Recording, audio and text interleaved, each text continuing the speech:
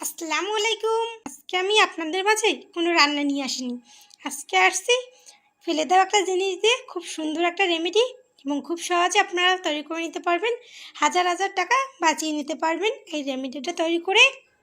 কাঁচা আমের আটি দিয়ে আজকে এই রেমেডিটা তৈরি করে দেখাবো। এই রেমেডিটা আপনারা একবার বানিয়ে বছর জুড়ে সংরক্ষণ করতে পারবেন। আমি কিভাবে এটা তৈরি করছি সেটাই আজকে আমি আপনাদের মাঝে শেয়ার করব। তাই আর দেরি না করে চলুন শুরু করা যাক। আজকের রেমেডিটা তৈরি করতে প্রথমেই লাগবে আমার এখানে কাঁচা আম। আমি কিছু কাঁচা আম নিয়েছি। কাঁচা আমের ভিতরে যে আটিটা থাকে আমার আটিটা প্রয়োজন। এবার আমি আমগুলো ছোলা ছিলে নেব। আমি একটা পিলারের সাহায্যে আমের খোসাগুলো ফেলে নিচ্ছি।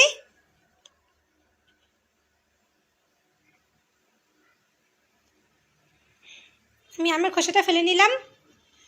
এবার আমটাকে কেটে নেব। আমি আমটা কেটে নিয়েছি। এবার আমের ভিতরে যে আমের আটিটা সেটা বের করে নিলাম। এভাবে আমি সবগুলো আম কেটে আমের ভিতরে আটিগুলো বের করে নেব। আমি সবগুলো আটি বের করে একটু পরিষ্কার করে নিয়েছি। পুরো সাদা একটা পর্দার মতো থাকে সেটা আমি ফেলে দিয়েছি। এবার পরিমাণ মতো পানি দিয়ে দেবো। এখানে কিছুটা পানি দিয়ে এখন ভালোভাবে আটিগুলো একটু ধুয়ে নেব।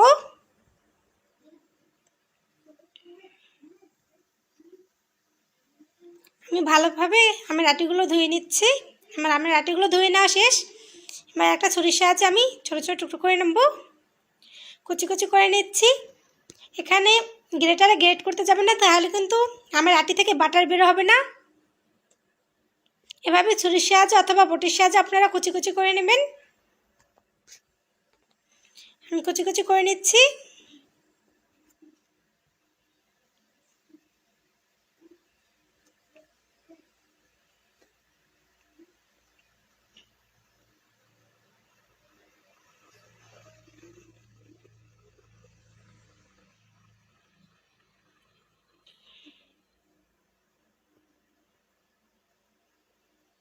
আমি অফ ক্যামেরা সবগুলো আমের আটি কুচি করে নিয়েছি। দেখুন কীভাবে আমি করেছি, এভাবেই আপনারা করে নিতে হবে। বা এটাকে আমি এক সাইডে রেখে দেবো। বা চুলে একটা প্যান বসিয়ে নিলাম। এবার এখানে আমার প্রয়োজন প্যারাশুট যে নারিকেল, ন্যাচারাল নারিকেল তেলটা আছে সেটা আমি 2 টেবিল চামচ সেই নারিকেল তেল দিয়ে দেবো। নারিকেল তেল দিয়ে দিলাম। এবার আমি সেই কুচি করে রাখা আমের আটিগুলো দিয়ে দেবো। এখন দিয়ে ভালোভাবে কিছুক্ষণ একটু ভেজে নেব। দেখুন আমার আমের আটিগুলোর কালার চেঞ্জ হয়ে গেছে। অনবরত একটু নাড়তে থাকতে হবে। যখন দেখবেন ফেনা ফেনা হয়ে আসছে তখন বোঝা যাবে যে বাটার বের হচ্ছে। দেখুন আমার আটিগুলো দিয়ে ফেনা বের হচ্ছে। আমের আটি দিয়ে বাটারগুলো বের হয়ে যাচ্ছে। এভাবে আমি কিছুক্ষণ আর একটু ভেজে নেব।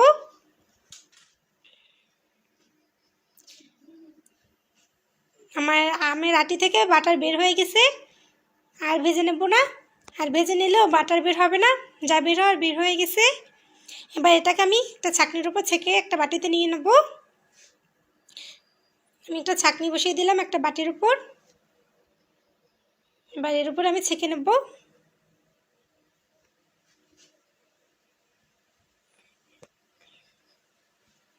একটু চেপে চেপে বের করে নিচ্ছি। দেখুন আমি তেল দিয়েছিলাম 2 টেবিল চামচ পরিমাণ, আর এখন অনেকটা বাটার বের হয়ে তেলের পরিমাণটা বেড়ে গেছে। আমার রেমেডিটা তৈরি হয়ে গেছে। বা এগুলোকে আপনারা কাঁচের বক্স অথবা প্লাস্টিকের যে কৌটোগুলো, যে কোনো বক্সে ভরে এভাবে রেখে দিতে পারেন বছর জুড়ে। আমি একটা প্লাস্টিকের কৌটো ভরে নিলাম। এবার ঢাকনাটা আটকিয়ে ফিরে আসবে 1 ঘন্টা পর।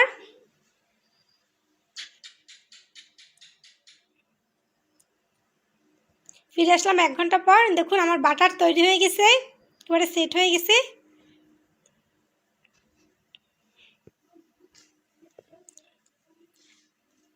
খুব সহজে আপনারা এই বাটারটা তৈরি করে নিতে পারবেন। দেখুন ঝামেলা ছাড়া আমি এই বাটারটা তৈরি করে নিলাম।